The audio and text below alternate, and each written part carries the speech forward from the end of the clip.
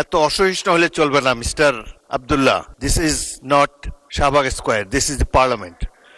আমি অনেক বয়স হয়েছে, এর আগে 6টি সংসদ দেখেছি।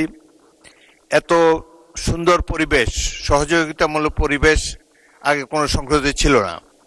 এখানে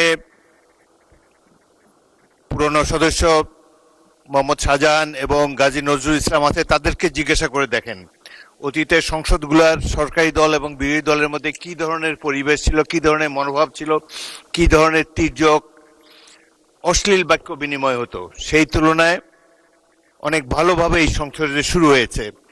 এবং সর্বশেষে আইনমন্ত্রী যে কথাটি বললেন, আপনাদের যে আপত্তি, প্রয়োজন হলে এটারও তো একটা রিমেডি আছে। আমি মনে করি এই বিষয়টি নিয়ে এত অসহিষ্ণু হলে চলবে না mister Abdullah. This is not Shahbag square, this is the parliament. এখানে ধৈর্য ধরে অপেক্ষা করতে হবে, শুনতে হবে। আর মৌখিক কথাবার্তার স্কোপ খুবই কম। নোটিশ দিবেন, will adjudicate on the notices. এখন প্রশ্ন হলো, মাননীয় আইনমন্ত্রী যে কথাটি বলেছেন এটি পুনর্বিবেচনা করা যেতে পারে। আপনারা দরকার হলে নিজেদের মধ্যে আলাপ আলোচনা করে পরবর্তী অধিবেশনে একটি সংশোধনী বিল আনেন, সেটি নিশ্চয়ই সরকারি দল বিবেচনা করবে। এবং আরেকটি কথা হলো যে সংসদের পরিবেশটা আমরা একটু ভালো রাখি। সংসদের চমৎকার বিভিনিং, এত বড় একটা জুলাই অভ্যুত্থানের পর এই সংসদ গৃহীত হয়েছে, এমন একটা ফেয়ার ইলেকশনের মাধ্যমে আমরা সবাই এখানে এসেছি।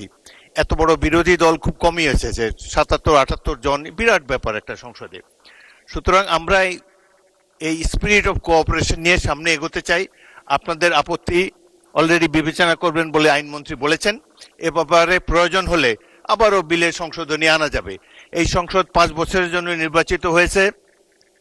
Let us beer with all this differences. আমরা সকল ধরনের অসুবিধা মতানৈক্য কমিয়ে আনতে পারি। গণতন্ত্রের সৌন্দর্যই হলো এই মতভিন্নতা, না হলে তো একটা দলই থাকতো দেশে। এখানে 3-4টি দল অলরেডি আপনারা এখানে রিপ্রেজেন্টেড। সুতরাং আমি স্পিকার হিসাবে আপনাদেরকে অ্যাসিওর করতে পারি, I will do my best to see that opposition gets is due. এটা আমরা নিশ্চয়ই চেষ্টা করব।